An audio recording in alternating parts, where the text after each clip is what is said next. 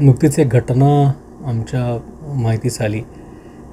त्यात असं होतं की एक रुपेश शेंडे नावाचा आमचा सुरक्षा रक्षक सिक्युरिटी गार्ड हा उज्ज्वलनगर मेट्रो स्टेशनला होता. तर त्याच्याबद्दल अशी माहिती मिळाली की त्यांनी अक्षय नगराळे नावाच्या त्याच्या ओळखीच्या नात्यातल्या एका माणसाकडनं पैसे घेतले होते आणि त्याला हे म्हटलं की तू मला 50,000 रुपये दे, मी तुला मेट्रोत नोकरी लावून देतो. खरं तर अशा प्रकारे कुठल्याही प्रकाराची मेट्रोत नोकरी लागत नाही आणि ह्या संबंधी सातत्याने आम्ही सोशल मीडिया म्हणा किंवा फेसबुकच्या माध्यमाने म्हणा, प्रसारमाध्यमांच्या माध्यमाने म्हणा जागरूकता निर्माण केली आहे. तर त्यांनी त्या संबंधित व्यक्तीकडनं 50,000 रुपये घेतले आणि नोकरी लावून देतो असं आश्वासन देखील दिलं, खोटं आश्वासन दिलं त्याला.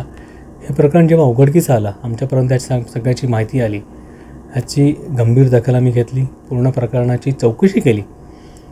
संबंधित जो सुरक्षा रक्षक होता रुपेश शेंडे त्याला देखील बोलवलं, त्याला विचारलं. त्यांनी मान्य केलं की त्यांनी या प्रकरणात पैसे घेतले आहे. प्रकरणाचं गांभीर्य लक्षात घेता आम्ही त्याला निलंबित केलं आहे. ह्यासंबंधी पुढची कारवाई होईलच. पण मी परत नागपूरकरांना, नागरिकांना सांगू इच्छितो की अशा कुठल्याही आमिषाला बळी पडू नये.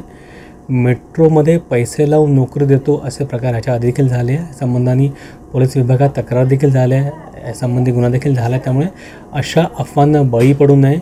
कुठलीही अशी माहिती असल्यास त्या संबंधीने आमच्या वेबसाईटवर किंवा मेट्रो भवनमध्ये त्यासंबंधी खातरजमा करावी आणि मगच पुढचं पाऊल उचलावं. पण अशा कुठल्या आमिषाला बळी पडू नये असं कळकळीचं आवाहन मी नागपूरकरांना आणि इथल्या नागरिकांना करतो.